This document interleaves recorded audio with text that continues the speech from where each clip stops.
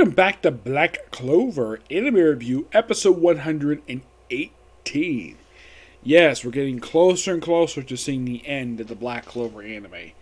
Yep, now this was episode, I'm covering episode 168 of the anime, Stirrings of the Strongest, and that's the 268 episode of the anime, and the 285th chapter of the manga, Hellish Game Attack.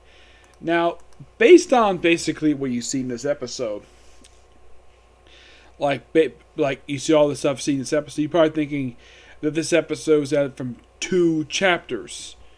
Not the case. No, this is actually out from 4 chapters. You're probably thinking, really? With as much as basically happens in this episode? This is taken from 4 chapters, and it's only at 2 places the whole episode. And that's strange. Okay, the episode starts off basically. Actually, there's a third place. It's in the last little bit of the episode.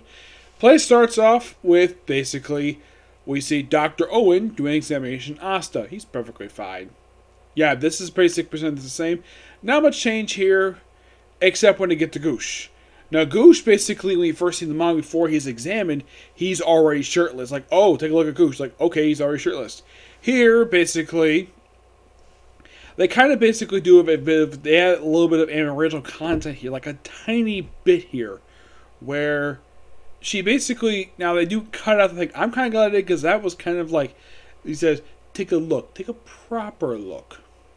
And the anime is like, just take an examination. We're like, okay, because, well, he has a sword through his belly. So, okay, so it's okay to basically show it.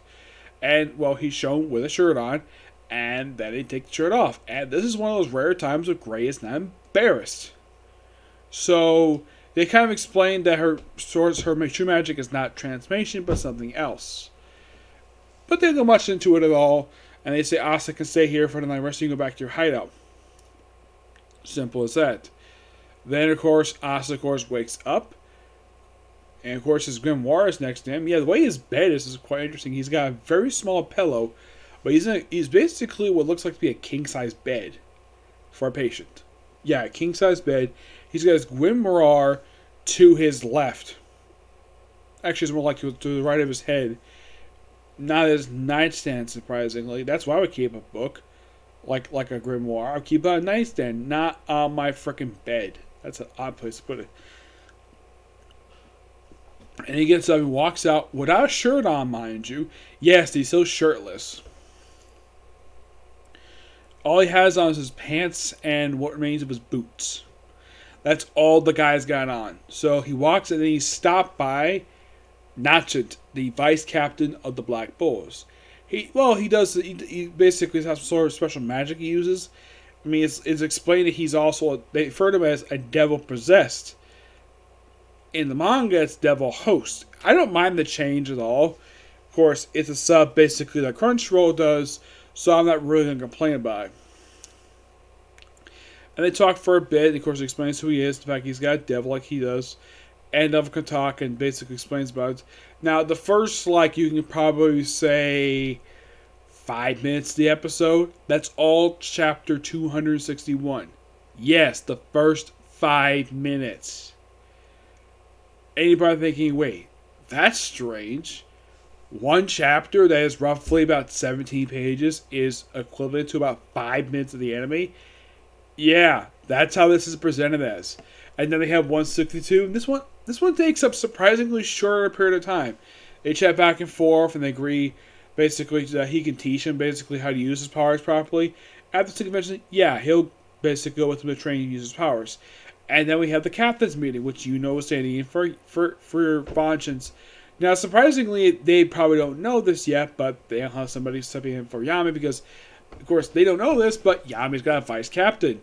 A vice captain that I don't think even the readers knew about until these very chapters. Though I think technically he did show up just prior to this. Yeah, he was a spy who basically appeared in that room. I think this was Dante's office, I believe it is, where he was stealing blueprints. And he later basically shows the meeting, and I'm glad the fact this meeting is a bit more animated than the manga, where they chat back and forth, and they actually have a much better setup with the case of Charlotte and her basically her silent self, where they're not pretending as next to each other like it was in the manga. Here it's like you show her face basically very serious, and her being very nervous the fact that the man she loves basically has been kidnapped. Great job. That was actually pretty. I actually like that. After chatting for a while, of course, Jack does want to save him. And then, of course, well, Yuno gives a great speech about vengeance. Now, a lot of Yuno's dialogue for this episode is pretty much intact from the manga. Kudos for the anime doing that, because not many anime can do that where they can keep a lot or pretty much almost the entire dialogue from the manga. I think there might have been a couple word changes here and there, but as far as I can tell, it's pretty much the same. There's not much change here. He explains how awesome vengeance is, the fact he nearly sacrificed himself to save his own squad. Now, he says, now does that sound like a traitor to you or an honorable captain? And of course, well, then that's when Notch shows up. And basically his positioning is exactly the same as in the manga. Now you're probably thinking, wait, did they change it where he basically now... Some people probably think that in the manga he appeared in front of the Wizard King, in front of the actual, like, knights, like appear where they are chairs. No. Basically where he appeared in the anime, that's the same exact spot he appeared in the manga. That's not a change. That is the same. There's no really change here. He pops up right in front of the Wizard King, and of course Wizard King explains who he is, and the fact, well, he did not know he was basically host to a devil. He was not know he's devil possessed. And of course, playing with the Ultimate Warrior, the fact he went training also be a warrior. Now, a lot of stuff basically presented afterwards is most of the same. Now you're probably thinking that the rest of this episode is simply put the captain's meeting, which this takes up 3 chapters. Yes. Well, most like 3.5 chapters. So you can probably think most of this episode, which is the captain's meeting, is pretty much almost 3.5 chapters worth of manga. Which, wow, that is something. It starts off basically in the manga. That starts off basically during the last few pages of chapter 262, and it doesn't wrap up in the way presented in the manga until like the second last page of chapter 264. Yeah, that is pretty much the whole chapters. And of course, Yuno volunteers to go along because, well, he reveals that he's actually a former. Apparently, he says, "I'm told I'm a former princess baking him. I used to my family was the previous royal family of the royal family." That's what basically he's explaining here. And he has a guy who says he's his servant, and also the fact the guy knows the layout of the main castle, which that can become quite useful. And of course, well, he's going to train him. Of course, you're going to leave in 3 days, early in the morning, to go to the Space Kingdom. And then the episode ends. Oh yeah, and also we also had this thing where they do cut up one bit of dialogue in the scene. It's simply Charlotte telling Rel to keep his suggestions to himself. They cut that little bit of the anime, but it didn't really affect the scene at all. No, it's a minor cut and perfectly acceptable because really they need it all. Mm-hmm. Hey, more about Charmy. That actually is an anime original because there's no mention of it in the manga. They use actual about Charmy because he's got a thing for her. And speaking of Charmy, well, kind of basically you have the episode end with Noelle with different clothing on than she last appeared, and she comes face to face with the leaders of the Eye of the Midnight Sun. Now, is this from the start of like 265? No, this is actually from the very last page of chapter 264. Yeah. That's the chapter ended with this very scene.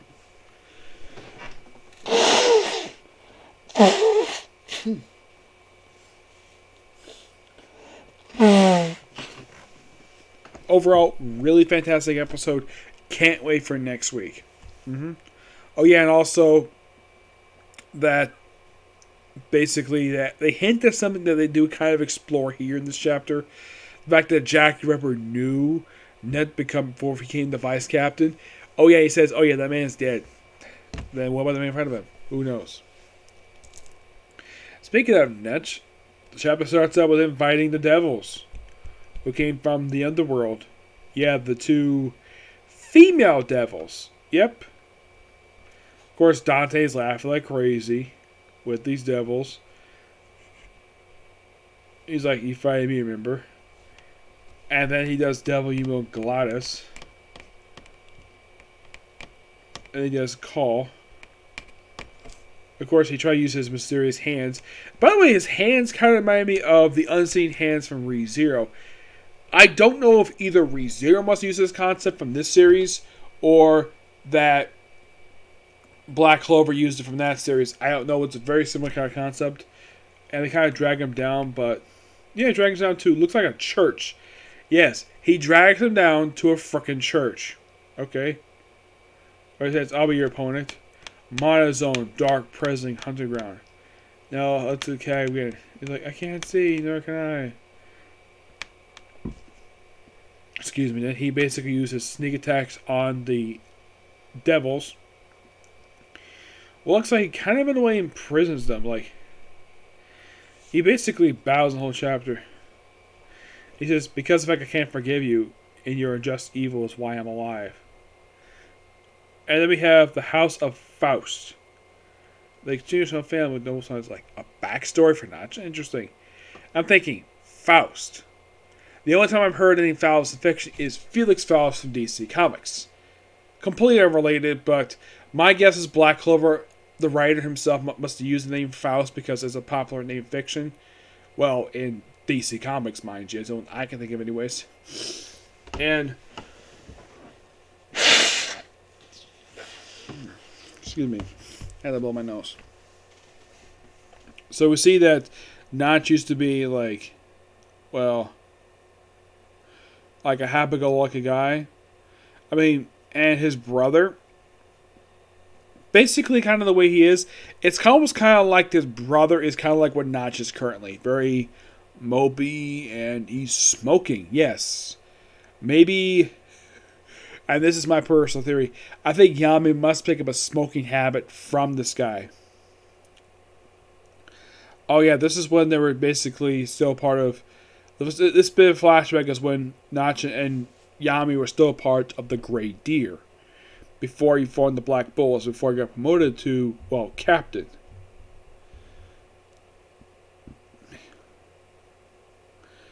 And of course they chat for a while, goes on a mission, and that's the chapter. Like, maybe these devils, basically, he can't forgive them.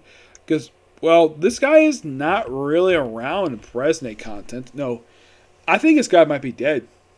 Yeah, I think he might be dead, but this was definitely an interesting chapter. I like the action of this chapter, but I think the flashback is a bit out of nowhere. Though I didn't mind the backstory explained Notch. It's almost like we start getting a backstory for him explained here, but then they just stop partway into it. Maybe they could do next chapter. Who knows? Okay?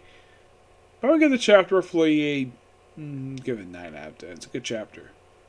Okay, so that's it for Cycle of You. Now, am I going to do a video? Well, I'm going to do one more. Comic book history. Talk about the Creeper. Yep, talk about this guy. Okay? Do the next video. Bye.